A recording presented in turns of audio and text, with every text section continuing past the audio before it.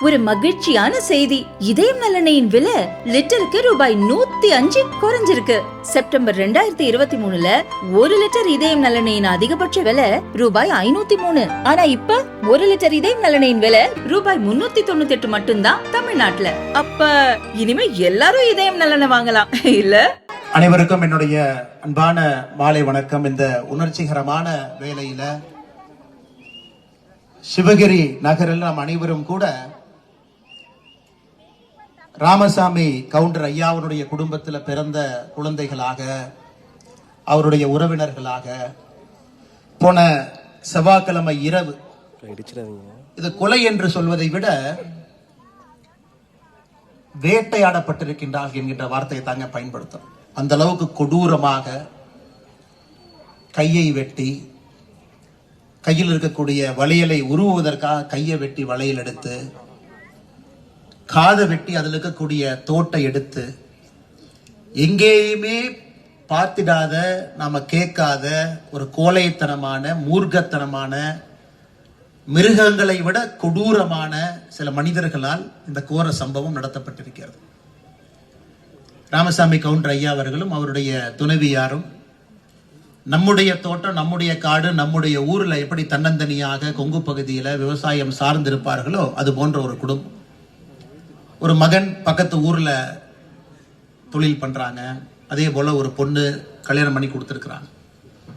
கொலை செய்யப்பட்டதற்கு ஒரு இரவுக்கு முன்னாடி பேரக்குழந்தை வந்திருக்கிறான். பேரக்குழந்தை அதுக்கு முன்னாடி இரவு இருந்திருக்கிறான். அடுத்த நாள் காலையில பேரக்குழந்தை கிளம்பி ஊருக்கு போயிருக்கிறான். யோசிச்சு பாருங்க, இதற்காக நாமெல்லாம் இங்க சேர்ந்திருக்கிறோம்னாங்க. அந்த அளவுக்கு உணர்ச்சிகரமாக நம்முடைய குடும்பத்தில் இது நடந்திருக்கலாம், நாம இருந்திருக்கலாம், நம்முடைய தந்தையாக இருந்திருக்கலாம், நம்முடைய தாயாக இருந்திருக்கலாம், நம்மை பெற்றவர்களாக இருந்திருக்கலாம். அதனால்தான் அன்பு சொந்தங்களே, நாம் எல்லோரும் உணர்ந்து கொள்ள வேண்டும். இப்படிப்பட்ட ஒரு கொடூரமான ஒரு கொலையை கண்டித்து நாம் இங்கே நின்று கொண்டிருக்கின்றோம். நேரத்தை கொடுத்து சிவகிரியில் ஒரு பக்க தீரன் சின்னமலை அவர்கள் நம்ம பின்னாடி வந்து சிலையாக நின்று கொண்டிருக்கின்றார். இதே மண்ணில் பிறந்து வளர்ந்தவர். பல முறை நம்ம வந்திருக்கோம், மகிழ்ச்சிகரமான நேரத்தில் வந்திருக்கிறோம். இன்னைக்கு துக்ககரமான நேரம். இது கடைசியாக நடந்த ஒரு கடைசியான கொலை கிடையாதுங்க. இது அப்படியே பின்னாடி பார்த்தீங்கன்னா நிறைய நம்ம பேசிக்கிட்டே போலாங்க ஐயா. நாமக்கல் பகுதியில ஒரு 6-7 மாதத்திற்கு முன்பு மிக மிக கொடூரமாக இதே போல பரமத்திவேலூர் பகுதியில குப்பிச்சிபாளையத்தில் இரட்டை கொலை. அங்கேயும் இதே போல இதே வயது இருக்கக்கூடிய ஒரு அப்பா அம்மா 2 பேரும் அடித்து கொலை செய்யப்பட்டார்.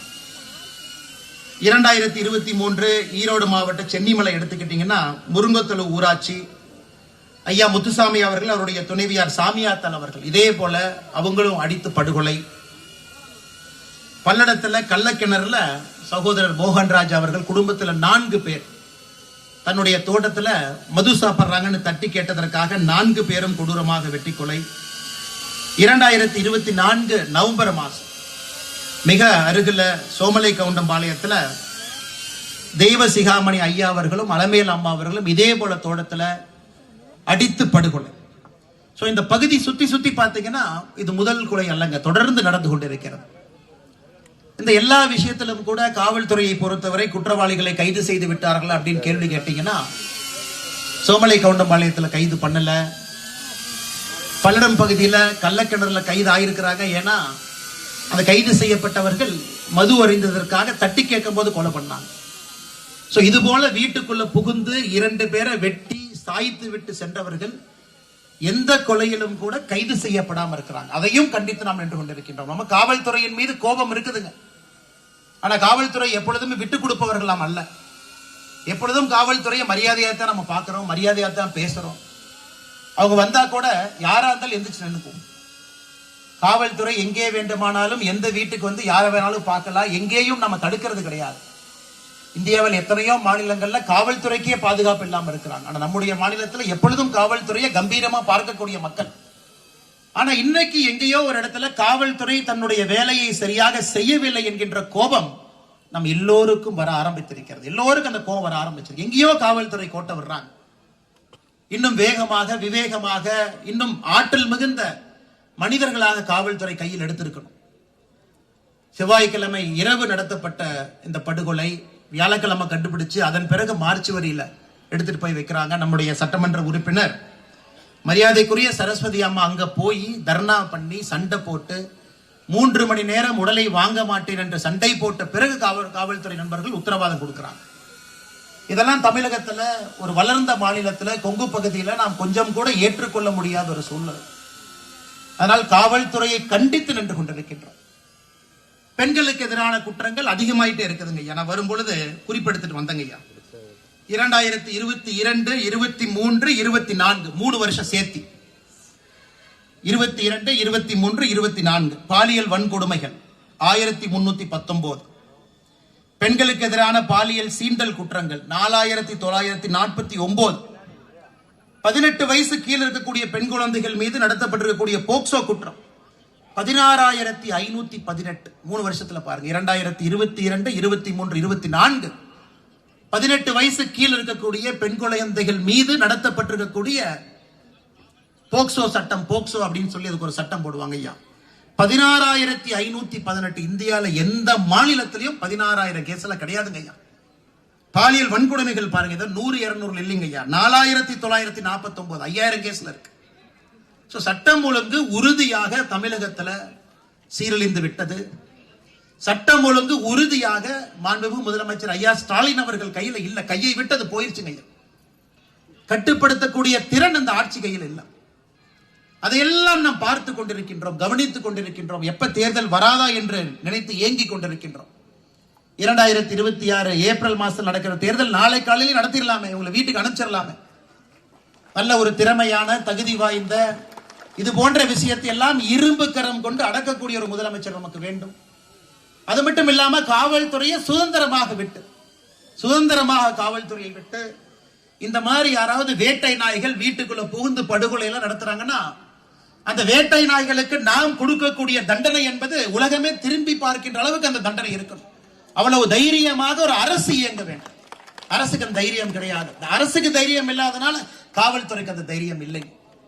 அதனால் இது அனைத்தையும் கண்டித்து சிவகரியில் நின்று கொண்டிருக்கின்றோம். இந்த அற்புதமான மண்ணில் நின்று கொண்டிருக்கின்றோம். அந்த இறந்து போன 2 ஆன்மாக்கள், இந்த குழந்தைகள் 2 பையன் பொண்ணு பாத்தீங்கன்னா கதறி தேம்பி எழுது கொண்டிருக்கின்றார்கள். எங்க அப்பா அம்மா இந்த மாதிரி நாங்க பார்த்தது எல்லாம் எப்படி பாருங்க, கையை வெட்டி வளையல் எடுத்திருக்கிறாங்க, காதை வெட்டி தோடு எடுத்திருக்கிறாங்க. அதனால்தான் அருமை சொந்தங்களே, ஒரு பக்கம் நாம் கோபத்தில் நின்று கொண்டிருக்கின்றோம்.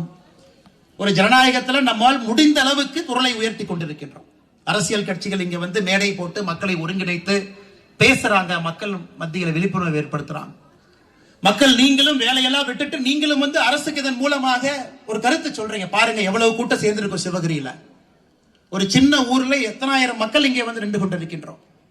அரசனுடைய காதுக்கு தெரியப்படுத்தும் அளவுக்கு நம்முடைய செய்தி போது வேகமா புடிங்க. இன்னொரு பக்கம் காவல்துறைக்கும் செய்தி கொடுக்கிறோம். ஐயா உங்க மேல மரியாதை இருக்கு, ஆனா அந்த மரியாதை தினமும் கொஞ்சம் கொஞ்சமாக குறைந்து கொண்டு வருதுங்க ஐயா, சுதாரிச்சு வேகமா புடிங்க. அருமை சொந்தங்களே, இன்றைக்கு பாரதிய ஜனதா கட்சியை பொறுத்தவரை மேடையில் நம்மோடு நின்று கொண்டிருக்கக்கூடிய நம்முடைய கூட்டணி கட்சியினுடைய தலைவர்கள் எல்லாம் இங்க இருக்கிறாங்க. தமிழ் மாநில காங்கிரஸ், பாட்டாளி மக்கள் கட்சி, இந்திய ஜனநாயக கட்சி, புதிய நீதி கட்சி, கொங்கு நாடு வேட்டுவ கவுண்டர் முன்னேற்ற சங்கம், பெருந்தலைவர் மக்கள் கட்சி, உழைப்பாளர் முன்னேற்ற கழகம் எல்லாம் இருக்கிறாங்க. அனைத்து இந்திய அண்ணா திராவிட முன்னேற்ற கழகத்தினுடைய தொண்டர்கள் இருக்கிறாங்க. எல்லாரும் ஒரே கருத்தில் நின்று கொண்டிருக்கின்றோம். நீங்க பிடிக்கல அப்படின்னா நாங்கள் வீதிக்கு வர வேண்டி இருக்கும். அதனால்தான் காவல்துறை நண்பர்களே, நாங்க சொல்றதை நல்லா கேட்டுக்க. அந்த கூட்டத்துல எல்லாரும் பொதுமக்கள் சேர்ந்து நாங்க இதை விடை போறது கிடையாது. ஏன்னா ஒரு ஊரா, சோமல கவுண்டம்பாளையம், கள்ளக்கிணறு, அப்படியே ஒரு ஊரா போங்க. நாமக்கல், பரமத்திவேல், எல்லா பக்கம் ஒரு கொலை நடக்கும். 2 நாள் பேசுவோம், 6 மாசத்துல மறந்துடுவோம். அடுத்த கொலை நடக்கும், மறுபடியும் பேசுவோம், மறந்துடுவோம். அடுத்த கொலை 6 மாதத்திற்கு ஒரு கொலை. சென்னிமலையில் 2023. ஆனால் இந்த முறை நாம் யாரும் இதை விட போவதாக இல்லை. நாம வீதிக்கு வர வேண்டிய சூழ்நிலை இது. இன்னைக்கு பாருங்க ஐயா, நாம சம்பவம் நடந்து 6 நாள் கழிச்சு நம்ம பேசிக்கிட்டு இருக்கோம்.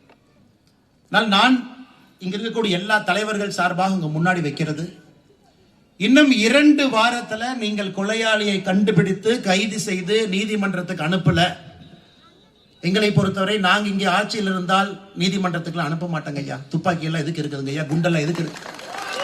பயத்தை ஏற்படுத்தும் அளவு குறைந்தபட்சம் நீங்க அதை செய்யல அப்படின்னா 20ஆம் தேதியிலிருந்து, செவ்வாய்க்கிழமைங்க ஐயா 20ஆம் தேதி, இதே சிவகிரியில தொடர் உண்ணாவிரத போராட்டத்திலே நாம் அமர இருக்கின்றோம். தொடர் உண்ணாவிரத போராட்டம் அது கலைக்கணும்னா முதலமைச்சர் தான் இங்க வரணும். அந்த 20ஆம் தேதி செவ்வாய்க்கிழமை ஆரம்பிக்கக்கூடிய அந்த உண்ணாவிரத போராட்டத்தில் காலையிலிருந்து இரவு வரை முழுவதுமாக உண்ணாவிரதத்தில் நான் அமர்ந்து அந்த போராட்டத்தை ஆரம்பித்து வைக்கிறேன். தோட்டங்காட்டில் இருக்கிறவங்க, வீட்டில் இருக்கிறவங்க எல்லாரும் வந்து மாறி மாறி ஒரு நாள் உட்கார்ந்துட்டே இருக்கலாங்க. ஆனா நீதி கிடைத்தாக வேண்டும். இன்னொரு கிராமத்துல, இன்னொரு ஊர்ல, இன்னொரு விவசாய குடும்பத்துல இன்னொரு தாத்தா பாட்டி அப்பா அம்மாவோ அடித்து கொல்லப்படுவதற்கு முன்பு இதுதான் கொங்கு பகுதியில தமிழகத்தில் இது போன்ற கொலை கடைசி என்பதை இந்த ராமசாமி கவுண்டர் ஐயாவுடைய கொலையின் மூலமாக அதை என்று கொண்டு வருவோம். ஆனால் இன்னைக்கு நாம எந்த அளவுக்கு உணர்ச்சியோடு இங்கே நின்று கொண்டிருக்கின்றோமோ, 2 வாரத்துக்குள்ள காவல்துறையினுடைய அதிகாரிகள் கொலைகாரர்களை பிடிக்கல, உள்ள வைக்கல அப்படின்னா 20ஆம் தேதி காலையில சிவகிரியில நம்முடைய தொடர் உண்ணாவிரத போராட்டத்தை நாம் ஆரம்பிப்போங்க ஐயா. அதற்கும் அதே உணர்ச்சி வேகத்தோடு நீங்க வரணும். காரணம், இங்கே நாம் எந்த ஒரு குடும்பத்தையும் தரம் பிரிச்சு பார்க்க போறது இல்லைங்க ஐயா. யாராக இருந்தாலும் இது போன்ற ஒரு கொலையை நம்ம ஏத்துக்க கூடாதுங்க ஐயா. ஒரு சமுதாயத்துல இது ரொம்ப தப்பு, இது ரொம்ப தப்புங்க ஐயா. இரண்டாவது, இல்ல இன்னைக்கு வந்திருக்காங்க, மைக் எடுக்கிறாங்க, மேடை போட்டு பேசுறாங்க, திமுகவை திட்டிட்டு போறாங்க, அப்படி இல்லைங்க. எத்தனையோ கட்சி சாராத நண்பர்கள் கலந்துருக்கிறீங்க, பார்த்தாவே தெரியுதுங்க. இல்ல எந்த அரசியல் கட்சி இல்ல நான் அந்த போராட்டத்துக்கு வர நிறைய பேர் இருக்கிறீங்க. கட்சியை சார்ந்த நண்பர்கள் துண்டு போட்டிருக்கிறீங்க, கரவேட்டி கட்டி இருக்கிறீங்க, அவங்கள வந்திருக்கிறீங்க. அத்தனை எத்தனையோ நண்பர்கள் இன்னைக்கு நடுநிலையானவர்கள், ஒரு தேர்தலில் ஓட்டு மட்டும் போடுறவங்க, நல்ல கட்சி எதுன்னு பார்த்து ஓட்டு போடுறேன்னு சொல்றவங்க நூற்றுக்கணக்கான நண்பர்கள் என்று கொண்டிருக்கின்றீர்கள். ஆனா இன்னைக்கு தமிழகத்தில் நடக்கின்ற எந்த விஷயத்தையும் நம்மால் ஏற்றுக்கொள்ள முடியாதுங்க ஐயா. முதலமைச்சர் அவர்கள் தினமும் அவருக்கு பாராட்டு விழா நடத்துறாங்க. ஸ்டாலின் ஐயா தினமும் எதுக்கு பாராட்டு விழா? தமிழகத்திலே கொலை குற்றங்கள் அதிகரித்திற்காக பாராட்டு விழாவா? இல்ல பெண்களுக்கு எதிரான குற்றங்கள் நான் உங்களுக்கு படிச்சு காட்டுங்க. 3 வருஷத்துல எவ்வளவு? 16,000 தாண்டி போக்சோ கேஸ் மட்டும், அதற்கு பாராட்டு விழாவா? பெண்களுக்கு எதிராக வன்கொடுமைகள் 5,000 தாண்டி இருக்கு, அதற்காக பாராட்டு விழாவா? இல்ல டாஸ்மார்க்கினுடைய வருமானம் 50,000 கோடியை தாண்டி நின்றுட்டு இருக்குது, அதுக்காக பாராட்டு விழாவா? இந்தியாவில் எங்கேயுமே இல்லாம ஒரே நாளில் 2 அமைச்சர்கள் பதவியில் இருந்து நீக்கப்பட்டிருக்கின்றார்கள், அதற்கு பாராட்டு விழாவா? அதற்கு பாராட்டு விழா இந்தியாவில் எங்கேயுமே இல்லைங்க. 2 அமைச்சர்கள் ஒரே நாள் பதவியிலிருந்து மாற்றப்பட்டிருக்கின்றார். இது லல்லு பிரசாத் யாதவ் அவங்க பீகார்ல முதலமைச்சராக இருந்த பொழுது கூட 2 அமைச்சர்கள் ஒரே நாள்ல மாற்றப்படவில்லை. அவ்வளவு மோசமான ஆட்சியிலும் கூட. காரணம், ஒரு அமைச்சர் ஊழல் செஞ்சு ஜெயிலுக்கு போறாரு, 1.5 வருஷம் கழிச்சு வெளியே வர்றாரு, மறுபடியும் அதே பொறுப்பை கொடுக்கறாங்க, மறுபடியும் சாராயத்தை விற்கிறாங்க, 50,000 கோடியை தொடுது. உச்ச நீதிமன்றம் சொல்றாங்க, எதற்காக ஜாமீன் கொடுத்தோம்? நல்லவங்க நாங்க ஜாமீன் கொடுக்கலீங்க, 1.5 வருஷம் சிறையில் இருந்தீங்கிற ஒரே காரணத்துக்காகத்தான் ஜாமீன் கொடுத்தோம். நீங்க என்ன பண்றீங்க? மறுபடியும் அரசு அதிகாரத்தை கையில வைத்துக் கொண்டு மறுபடியும் தப்பு பண்றீங்க. இன்னும் 10 நாள்ல அமைச்சரவையிலிருந்து நீக்கவில்லை என்றால் கொடுத்த ஜாமீன் நாங்க ரத்து பண்ண போறோம், கைதாகுவீங்க. கைதுக்கு பயந்து கொண்டு, ஐயோ மறுபடியும் பிடிச்சு 1 வருஷம் உள்ள போட்டுருவாங்க, கைதுக்கு பயந்து கொண்டு அமைச்சர் செந்தில் பாலாஜி அவர்களை அமைச்சரவையிலிருந்து நீக்கிறாங்க. பொன்முடி அவர்கள் கொஞ்ச நஞ்ச பேச்சா பேசினாங்க. நீங்க எல்லாம் பணம் வாங்கிட்டு தானே காசு ஓட்டு போட்டீங்க, ஓசியில தானே பஸ்ல போறீங்க. வைணவம், சமயம், நம்ம இயக்குகின்ற கடவுள்களை தவறாக பேசுவது, மிக மிக வன்மையாக கொச்சையாக பேசுவது, வரம்பையெல்லாம் தாண்டி போயாச்சு. அதன் பிறகு பதவியிலிருந்து நீக்கி இருக்கிறாங்க. போன வாரம் சென்னை உயர்நீதிமன்றம் இன்னைக்கு இருக்கக்கூடிய 3 அமைச்சர்கள், எம்ஆர்கே பன்னீர்செல்வம் அவர்கள், துரைமுருகன் அவர்கள், 3 அமைச்சர்கள் மேல இருக்கக்கூடிய சொத்து குவிப்பு புகார கீழ இருந்த நீதிமன்றம் ரத்து பண்ணிட்டாங்க. இவங்க அதை செல்லாது, மறுபடியும் நாங்க என்கொயரி பண்றோம், மறுபடியும் இதற்கு உயர் நீதிமன்றத்தில் கேஸ் நடத்துவோம். 3 அமைச்சர்கள் மீது ரத்து செய்யப்பட்ட சொத்து குவிப்பு வழக்கு மறுபடியும் ஆரம்பிச்சிருக்கிறாங்க. 13 அமைச்சர்கள் மீது இன்னைக்கு திமுக அமைச்சர்கள் மீது சொத்து குவிப்பு புகார் நடந்து கொண்டிருக்கிறது. அன்பு சொந்தங்களே, இந்த தவறுங்கிறது ஒரு இடத்தில் நடக்காதுங்க. நிர்வாகம் மொத்தமாக சீர்குலைந்திருக்கிறது, நிர்வாகம் மொத்தமாக தோற்றுவிட்டது. மொத்தமா நிர்வாகம் தோத்தாச்சு, அங்க ஒண்ணுமே கிடையாதுங்க ஐயா, ஒண்ணுமே இல்ல, ஒண்ணுமே இல்ல. பாராட்டு விழா இவர்களாகவே இவர்கள் நடத்தி கொண்டிருக்கின்றார். இன்னைக்கு நாம் எல்லோரும் ஒன்றாக இணைந்திருக்கின்றோம். காரணம், இந்த ஆட்சியை வீட்டுக்கு அனுப்பணும். 2026 ஏப்ரல் மே மாசத்துல தமிழகத்திற்கு பிடித்திருக்கக்கூடிய பீடையை அகற்ற வேண்டும் என்று கொண்டிருக்கின்றோம். இதை விட மோசமான ஆட்சி தமிழகத்தினுடைய வரலாற்றுல பார்த்ததே இல்லை. இதுல முதலமைச்சர் சொல்றாரு, அடுத்து அவங்க ஆட்சிக்கு வந்தா 2.0 பார்ப்போமா. 2.0 அது இந்தியன் 2.0 பார்த்த மாதிரி தான் அவங்க கடைசியா. அந்த தாத்தா வேற, இந்த தாத்தா வேற. இந்த 2.0 எது வந்தாலும் என்ன நடக்கும்னு உங்களுக்கு தெரியுங்க. அதுல அவரே அவருக்கு மார்க் போட்டுக்கிறாரு, இந்தியன் 2.0 மாதிரி நானும் 2.0 வருவேன் 2026.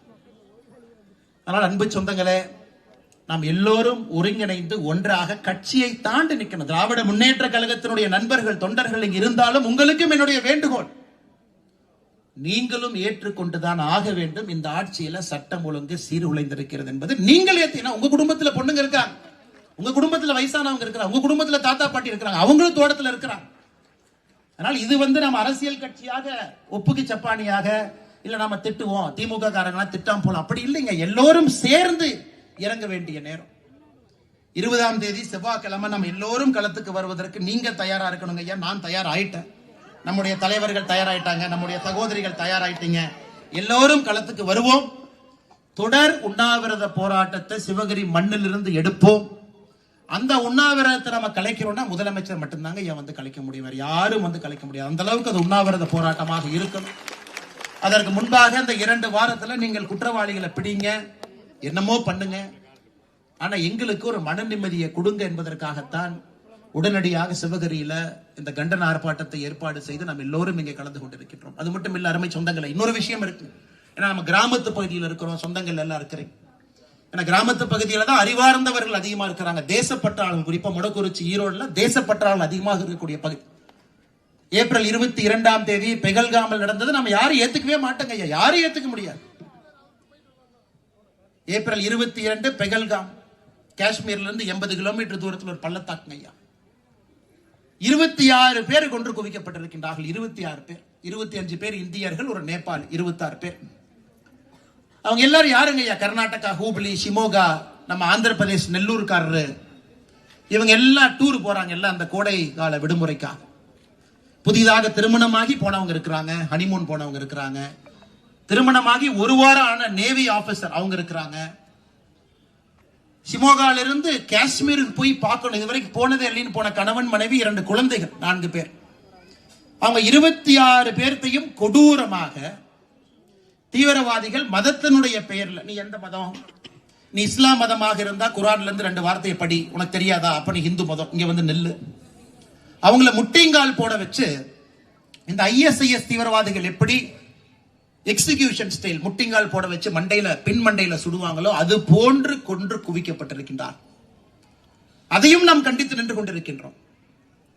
காரணம் இதை நாம் ஏற்றுக்கொள்ள மாட்டோம். எல்லா இஸ்லாமியர்களும் தீவிரவாதிகள் இல்லைங்க ஐயா. இஸ்லாமில் அதை தவறாக புரிந்து கொண்டவர்கள் சில தீவிரவாதிகள் இருக்கிறாங்க. அவர்களால் இஸ்லாம் மதத்துக்கே கெட்ட பேர், எல்லோருக்குமே கெட்ட பேர். 26 பேர் அப்பாவிகளை கொண்டிருக்கின்றார்கள். அதையும் ஒரு நாடாக நாம் ஒன்றாக இணைந்து நின்று கொண்டிருக்கின்றோம். அது இன்னைக்கு நாம சொல்லி இருக்கோம், பாகிஸ்தான்ல இருந்து யார் இங்க இருந்தாலும் உடனடியாக திரும்பி செல்ல வேண்டும் என்று சொல்லி இருக்கின்றோம். யார் இந்தியாக்குள் இருக்கக்கூடாது.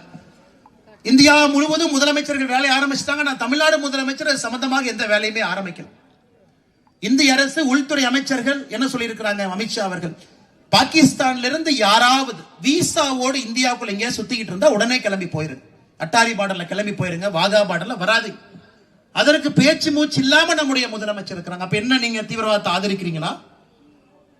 எல்லா காங்கிரஸ் கட்சியை சார்ந்த முதலமைச்சர்கள் எதிர்த்து பேசும் பொழுது தமிழகத்தினுடைய முதலமைச்சருடைய பரிதாபமான நிலை, ஐயோ எதிர்த்து பேசினா ஓட்டு வங்கி கலைஞ்சு போயிருமோ, எதிர்த்து பேசாம இருப்போம். அதையும் பார்க்கின்றோம், அதையும் நாம் கண்டிக்கின்றோம். அது மட்டும் இல்லை அருமை சொந்தங்களே, நாம் எல்லோருக்கும் கோபத்தில் இருக்கும். அரசு திரும்ப ஏதாவது செய்ய வேண்டும் என்கின்ற கோபத்தில் இருக்கும். இதற்கு முன்பு புல்வாமாக இருக்கட்டும், பாலாகோட்டாக இருக்கட்டும், 2 முறை நடந்த பொழுதும் ஒரு கடுமையான பதிலடியை நம்முடைய இந்திய திருநாடு திரும்ப நம்ம கொடுத்திருக்கோம். ஆனால் இந்த முறை பிரதமர் அவர்களிலிருந்து எல்லோரும் மிக தெளிவாக இருக்கின்றார்கள். பாகிஸ்தானுக்கு நாம கொடுக்கக்கூடிய பதிலடி என்பது அடுத்து எப்பொழுதும் சரித்திரத்தில் இது போன்ற நிகழ்வை நடத்துவதற்கு அவர்களுக்கு தைரியம் இருக்கக்கூடாது என்பதிலே தெளிவாக இருக்கின்றார். புல்வாமாக்கு பதிலடி கொடுத்தோம், திரும்ப செஞ்சிருக்கிறாங்க. பாலாகோட்டுக்கு பதிலடி கொடுத்தோம், திரும்ப செஞ்சிருக்கிறாங்க. உலக நாடுகள் எல்லாத்தையும் ஒருங்கிணைந்து பாகிஸ்தான் அப்புறப்படுத்துவதற்கான வேலையில் இறங்கி இருக்கிறாங்க. IMF இருந்து வரக்கூடிய நிதி உதவியை நிறுத்த ஆரம்பிக்கிறாங்க, $7 பில்லியன். இந்தியாவிலிருந்து பாகிஸ்தானுக்கு 3 நதிகளுடைய தண்ணி போதுங்க, இண்டஸ் வாட்டர், அதை நிறுத்துறாங்க. சோ எல்லா விதமான பிரச்சனையும் கொடுத்து எந்த விதமான ஒரு தீவிரவாதியும் பாகிஸ்தான்ல இருந்து தைரியமாக இங்கே வரக்கூடாது. பாப்பீங்க. பிரதமர் அவர்களும் தினமும் பாக்குறாங்க. நேத்து நம்முடைய முப்படை தளபதிகளை கூப்பிட்டு மீட்டிங் போட்டிருக்கிறாங்க. குறிப்பாக விமானப்படையினுடைய தளபதியை கூப்பிட்டு நேத்து பேசியிருக்கிறாங்க. அதனால் நிச்சயமாக நம்முடைய பிரதமரை பொறுத்தவரை உறுதியான நிலைப்பாட்டோடு அவர் இருக்கின்றார். உறுதியான ஒரு முடிவு எடுக்கத்தான் போறாருங்க. ஆனா நாம ஒரு பொதுமக்களாக நமக்கு இந்த எண்ணம் இருக்க வேண்டும். நாட்டினுடைய இறையாண்மையின் மீது ஒரு எண்ணம் இருக்க வேண்டும். முதலமைச்சரை பொறுத்தவரை நாடு முக்கியம் என்று இருக்க வேண்டுமோ தவிர ஓட்டு வங்கி முக்கியம் என்று இருக்கக்கூடாது. அதையும் கண்டித்து சிவகிரியில இந்த ஆர்ப்பாட்டம் நடந்து கொண்டிருக்கிறது. அருமை சொந்தங்களே, எல்லோரும் நேரம் கொடுத்து இங்க வந்திருக்கிறீங்க. அதுக்காக முதல்ல நம்முடைய அண்ணன் ஏபி முருகானந்தம் அவர்கள் சொன்னது போல உங்களுக்கு நன்றிகளை தெரிவிச்சுக்கிறேங்க ஐயா. நேரத்தை ஒதுக்கி வந்திருக்கிறேன். 20ஆம் தேதியும் அதற்கு வாய்ப்பு இருக்கக்கூடாது. ஒருவேளை வாய்ப்பு இருக்குன்னா, காவல்துறை சரியாக செயல்படவில்லை என்றால் 20ஆம் தேதியும் நீங்கள் வர வேண்டும் என்று இப்பொழுதே உங்களுக்கு நான் ஒரு அழைப்பை, ஒரு வேண்டுகோளை இந்த நேரத்தில் நான் உங்களுக்கு தரேன். எந்த வேலையாக இருந்தாலும் ஒத்தி வச்சுட்டு எல்லாம் வந்துருங்க. 20ஆம் அன்னைக்கு நாம செய்ய போறது முதலமைச்சரை யோசிக்கணும். ஐயா, நான் ஒரு முறை இல்ல தொடர்ந்து சொல்லிட்டு இருக்கிறேங்க ஐயா. சேமலக்காண்டபாளையத்தில் ஆனோடனே முதலமைச்சருக்கு தனிப்பட்ட முறையில கடிதம் எழுதணும். ஐயா, சிபிஐக்கு கொடுங்க. இதுல ஈகோ இஷ்யூவே இல்ல. சிபிஐ மத்திய அரசு, தமிழ்நாடு காவல்துறை மாநில அரசு கையில் இருக்கு, எதுக்கு சிபிஐ கொடுக்கணும்? நான் கேட்டது, ஐயா சிபிஐக்கு தயவு செஞ்சு கொடுங்க. இதுல ஈகோ பார்க்காதீங்க. ஏன்னா ஒரு காவல்துறை என்பது கை கட்டி போட்டிருக்கிறோம், பந்தோபஸ்து பண்ணணும். நீங்க வந்தீங்கன்னாவே ரோட்ல 2000 பேர்த்த நிக்க வைக்கணும். அவங்களுக்கு இதெல்லாம் பிடிக்கிறதுக்கு நேரம் இல்ல. ஒரு போலீஸ் ஸ்டேஷன்ல 10,000 வேலை செய்யறாங்க. அதுல குற்றம் தடுப்பது ஒன்று, குற்றம் நடந்த பின்பு குற்றவாளியை பிடிப்பது ஒன்று. முழு வேலை கிடையாதுங்க ஐயா. ஆனா சிபிஐ பாத்தீங்கன்னா முழுமையான வேலை குற்றவாளியை பிடிப்பது. அந்த கடிதத்திற்கு எந்த விதமான பதில் கிடையாது. சரி, பதில் போலின்னு எழுதின கடிதத்தை பத்திரிகை மூலமா கொடுத்தோம், அதற்கும் பதில் இல்லை. அதனால இன்னைக்கும் முதலமைச்சருக்கு நாங்கள் வைக்கக்கூடிய வேண்டுகோள், ஐயா உங்களால பிடிக்க முடியல. நீங்க பிடிக்க முடியாதனால ஒரு 6 மாதத்திற்கு ஒரு முறை கொங்கு பகுதியில புதிய ஒரு இடத்துல ஒரு படுகொலை நடக்க ஆரம்பிக்குது. இப்பவும் தப்பில்ல. ஈகோ பார்க்காம இந்த 4 கேஸையும் மொத்தமா சிபிஐ கையில கொடுத்துருது. 4 கேஸையும் கொடுங்க. நாங்கள் பொறுப்பேற்றுக் கொள்ளுகின்றோம். தைரியமா சொல்றோம். தமிழ்நாட்டினுடைய பாரதிய ஜனதா கட்சி மாநில தலைவர் அண்ணன் நயினார் நாகேந்திரன் உட்பட எல்லா மூத்த தலைவர்களும் டெல்லிக்கு போய் அமித்ஷா அவர்களை பார்த்து, ஆனா நீங்க தாங்க ஒப்புதல் கொடுக்க முடியும், மத்திய அரசு இந்த கேஸ் எடுக்க முடியாது. காரணம், ப்ராசிக்யூஷன் சாங்ஷன் என்கின்ற விஷயத்தை நீங்க தூக்கிட்டீங்க. மத்திய அரசு தானாக தமிழகத்திற்குள்ள வந்து ஒரு கேஸ் எடுக்கிறதுக்கான அதிகாரத்தை நீங்க திரும்ப எடுத்துட்டீங்க. 2 ஆண்டுகளுக்கு முன்பு ஏன் செந்தில் பாலாஜியை காப்பாற்றுவதற்காக அந்த ப்ராசிக்யூஷன் சாங்ஷன் என்பதை எடுத்துட்டீங்க. அப்படின்னா மத்திய அரசு தானாக ஒரு மாநிலத்திற்குள்ள வந்து ஒரு கேஸ் எடுக்க முடியாதுங்க ஐயா. 2022க்கு முன்னாடி மத்திய அரசு நேரா வந்து இந்த கேஸ் எடுத்துக்கலாங்க ஐயா. நேரா அந்த கேஸ் எடுத்துக்கலாம், யாரையும் கேட்க வேண்டிய அவசியம் இல்ல. ஆனா செந்தில் பாலாஜி மேல கை வைப்பாங்க அப்படின்னு நீங்க பயப்பட்டது எடுத்த காரணத்தினால நீங்க தான் இன்னைக்கு மத்திய அரசு கொடுக்கணும். நீங்க கடிதம் எழுதி நீங்க தான் ஒப்படைக்க முடியும். அதனால தயவு செய்து இந்த 4 வழக்கையும் சிபிஐ கையில கொடுங்க. அந்த இன்ஸ்பெக்டர், சப் இன்ஸ்பெக்டர்லாம் 30-40 வருஷம் அந்த ஒரு மர்டர் கேஸ் மட்டும் பாக்குறவங்க இருக்கிறாங்க. பீகார், யூபி, ஏதோ ஒரு ஊர்ல இருந்து வருவாங்க. மோப்பனாய் மாதிரி இந்த ஊர்ல கேம்ப் போட்டு இங்கேயே உட்கார்ந்து பிடிச்சிருவாங்க. டெக்னிக்கல் சர்வைலன்ஸ், எல்லா விதமான கருவிகள் வச்சிருக்கிறாங்க, உலகத்தரம் வாய்ந்த கருவிகள். அதனால தயவு செய்து முதலமைச்சருக்கு இந்த நிகழ்வு மூலமாக எங்களுடைய வேண்டுகோளும் கூட, தமிழக பாரதிய ஜனதா கட்சி, நம்முடைய கூட்டணி கட்சியினுடைய தலைவர் எல்லாம் இங்க இருக்கிறாங்க, சிபிஐ வசம் இந்த வழக்கை ஒப்படையுங்கள் என்கின்ற வேண்டுகோளையும் மாண்புமிகு முதலமைச்சர் ஐயா மு க ஸ்டாலின் அவர்களுக்கு வைக்கிறோம். 2 வாரத்துல நீங்க பிடிக்கவில்லை என்றால் இங்கிருந்து தொடர் உண்ணாவிரத போராட்டத்தை எடுக்கின்றோம் என்கின்ற எச்சரிக்கையும் உங்களுக்கு கொடுக்கிறோம்.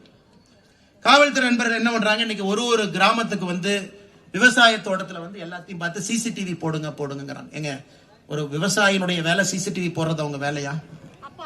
5000 ரூபாய்க்கு சிசிடிவி வாங்கி அதற்கு ஒரு சர்வர் வச்சு, இப்ப உங்க வேலை என்னங்க ஐயா? வரிப்பணம் இவ்வளவு கொடுத்து, காவல்துறை நண்பர்களுக்கு இவ்வளவு சம்பளம் கொடுத்து, அதுவும் இந்த துறையினுடைய தலைவராக இருப்பவர் முதலமைச்சர். இது கொடுமை பாருங்க. கர்நாடகா போனீங்கன்னா உள்துறை அமைச்சர் வேற, எல்லா மாநிலத்திலுமே உள்துறை அமைச்சர் இன்னொருத்தர் இருப்பாங்க. ஆனா இங்கே உள்துறை அமைச்சரும் முதலமைச்சர் தான், காவல்துறையினுடைய தலைவரும் நீங்க தான். ஆனா இன்னைக்கு உங்களுடைய கையாலாகத்தனத்தை மறைப்பதற்காக ஒரு கிராமத்துல தோட்டத்து குடிசை வீட்டுக்கும் போய் சிசிடிவி போடு. குடிசை வீட்டுல இருக்கிறவங்க எப்படி சிசிடிவி போடுவாங்க? தோட்டத்துல விவசாயிகளை சிசிடிவி போட்டு என்ன தெரியுங்க உங்களுக்கு? என்ன மெயின்டைன் பண்ணுவாங்க அவங்க? 5000 ரூபாய் 10,000 ரூபாய் செலவு பண்ணி யாரோ போடுறாங்கன்னு வச்சுட்டா கூட என்ன மெயின்டைன் பண்ணுவாங்க? என்ன தெரியும் உங்களுக்கு? சர்வர் உள்ள வைக்கிறது, ஒளிச்சு வைக்கிறது. அதனால உங்களுடைய கையாளத்தனத்தை மறைப்பதற்காக சிசிடிவி போடுறது நாம தப்பு பண்ண மாதிரி. நீங்க வந்து ஃபர்ஸ்ட் கேள்வி சிசிடிவி இருக்கா அப்படிம்பாங்க. ஏதோ நாம ஏதோ போடாதனால தான் குற்றவாளிங்க வந்த மாதிரி, ஏதோ நீங்கள் நானும் போடாத மாதிரி அங்க போயிட்டு இருக்கிற குற்றவாளி அங்க சிசிடிவி இல்ல வண்டி விடுறான்னு வந்த மாதிரி, ஏதோ நாம குற்றம் செஞ்ச மாதிரி. அதனால நீங்க குற்றத்தை யாரு மேல திருப்புறீங்க? நம்ம மேல திருப்புறீங்க. ஆனால் அன்பு காவல்துறை சொந்தங்களே, தயவு செஞ்சு இதுக்குள்ள போகாம குற்றவாளியை பிடிக்கக்கூடிய வேலையில் நீங்கள் இறங்க வேண்டும் என்கின்ற வேண்டுகோளை உங்களுக்கு விடுக்கிறோம். இன்னமும் சொல்லுகின்றோம், காவல்துறையின் மீது மரியாதை இருக்கக்கூடிய ஒரு பகுதி கொங்கு பகுதி, அதிகமாக மரியாதை கொடுக்கக்கூடிய பகுதி கொங்கு பகுதி. அதனால தயவு செய்து இது உங்களுடைய மான பிரச்சனை, நீங்க பிடிக்கணும், முழு நேரம் அதை மட்டும் செய்யுங்க, வேற எந்த வேலையும் செய்யாதீங்க. 19ஆம் தேதிக்குள்ள இதை நீங்கள் செய்ய வேண்டும் என்று வேண்டுகோள் விடுப்பதோடு, இந்த கண்டன ஆர்ப்பாட்டத்திற்கு வந்திருக்கக்கூடிய எல்லோருக்கும் இந்த நேரத்தில் நன்றி தெரிவிப்பது என்னுடைய கடமையாக நான் கருதுகின்றேன். மிக முக்கியமாக மொடக்குறிச்சி சட்டமன்ற தொகுதியினுடைய சட்டமன்ற உறுப்பினர், உங்களுடைய அன்பையெல்லாம் பெற்றிருக்கக்கூடிய மருத்துவர் அம்மா சரஸ்வதி அவர்கள் வீட்டுக்கு போயிருந்தோங்க ஐயா, ராமசாமி கவுண்டர் ஐயா வீட்டுக்கு. ஐயாவுடைய பொண்ணுக்கு பிரசவம் பார்த்தவங்க நம்முடைய எம்எல்ஏ அம்மா. அந்த அளவுக்கு அந்த குடும்பத்தோடு இந்த பகுதியோடு ரொம்ப நெருங்கி பழகி இருக்கக்கூடிய நம்முடைய சட்டமன்ற உறுப்பினர், நம்முடைய ஆற்றல் மிகுந்த மாவட்ட தலைவராக இருந்து இந்த பிரச்சனையை கையில் எடுத்து இதற்கு ஒரு தீர்வு கிடைக்கும் வரை பாரதிய ஜனதா கட்சி போராடும் என்று கூட்டணி கட்சி எல்லாம் இணைத்திருக்கக்கூடிய அண்ணன் எஸ்.எம். செந்தில் அவர்கள் நம்மோடு இருக்கின்றார்கள். அதே போல நம்முடைய முன்னாள் மாவட்ட தலைவர்களாக இருந்து மிக திறமையாக பாடுபட்டுக் கொண்டிருக்கக்கூடிய அண்ணன் வி.சி. வேதானந்தம் அவர்கள், அண்ணன் எஸ்.ஏ. சிவசுப்ரமணியம் அவர்கள் இருக்கிறார்கள். அவர்களுக்கும் என்னுடைய நன்றிகளை, இந்த பிரச்சனையை நீங்க கடைசி வரைக்கும் எடுத்துட்டு போக வேண்டும் என்று சொல்லி என்னுடைய நன்றிகளை தெரிவித்துக் கொள்கின்றேன். நம்முடைய மண்டல் தலைவர்களாக இருந்து இந்த நிகழ்வை நடத்தி கொண்டிருக்கக்கூடிய கொடுமுடி மேற்கு மண்டலுடைய தலைவர் ரமேஷ் பொன்னுவேல் அண்ணன் அவர்களுக்கும், அதே போல இந்த பகுதியினுடைய மண்டல் தலைவராக இருக்கக்கூடிய அண்ணன் பிரகாசம் அவர்களுக்கும் என்னுடைய நன்றிகளை தெரிவித்துக் கொள்கின்றேன்.